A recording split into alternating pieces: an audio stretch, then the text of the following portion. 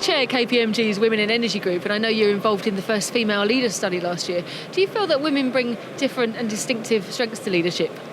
I do. It's a real privilege for me to chair the Women in Energy Network and have the opportunity to engage with so many talented women from across our industry. I think women bring a really unique set of credentials to leadership and the boardroom.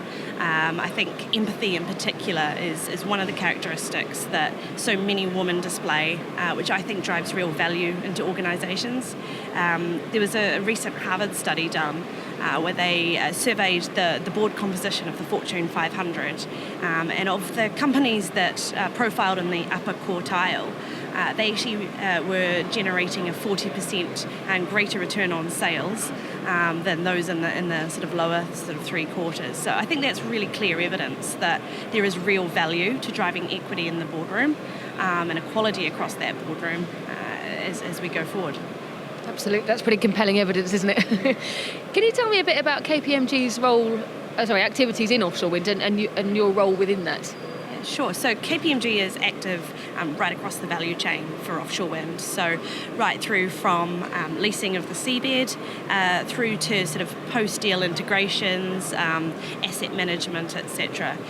So we're working actively across the sector with a range of financial, strategic and developer corporates to define what they do, how they do it, and how they recognise value through that process. And that's a combination of investment strategy, business model structuring, and M&A activities as well.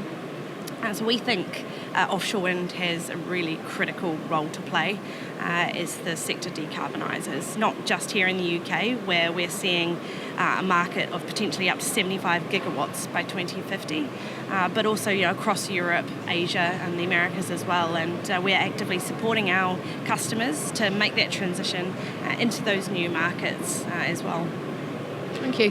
And as someone who's got very diverse experience across the renewable energy sector, including banking and management consultancy, what do you see as the key shifts in the geopolitical landscape that have driven the energy transition in the last decade or so? Yeah, it's a good question. For me, I think there is probably three key drivers. The first is cost reduction, and this has been quite a pivotal change, probably the last 5 years in particular, where we now see renewable technologies, so onshore wind, offshore wind, solar, competing on a broadly cost-comparable basis across a range of geographies. And that's really critical because it makes it not a case of sort of should we do it, but a case of why wouldn't we do it? And that's been a really transformational change, and particularly for some of the developing nations where they can't really afford to make that choice where it is more expensive. But actually we're providing energy access, and in particular from some of the off-grid solutions which are now available. It's actually sort of stimulating growth and driving value into some of the sort of more less urbanised areas of the economies. Thank you. And you've kind of partly answered the question, but I'll ask you anyway. What are the factors that are making offshore wind increasingly bankable right now? Sure. I realise I only did one of my three on the other one as well, so maybe I can round that out and then come on to offshore wind in particular. But so there was cost reduction. There was the second one, which is for me, it's about the democratisation of energy. So it's about the communication around climate change, which has become so much more prevalent in the last decade because of the prevalence of the internet and social media, etc., to actually convey, that message. And what we're seeing now is a real, I think, push in terms of challenge and debate, particularly from shareholders, boards, to actually hold companies to account for the decisions they're taking, the actions that they're taking, and really looking at them and saying, what do you want to be famous for? And that's actually really interlinked to the last key thing, which for me is the fear of missing out.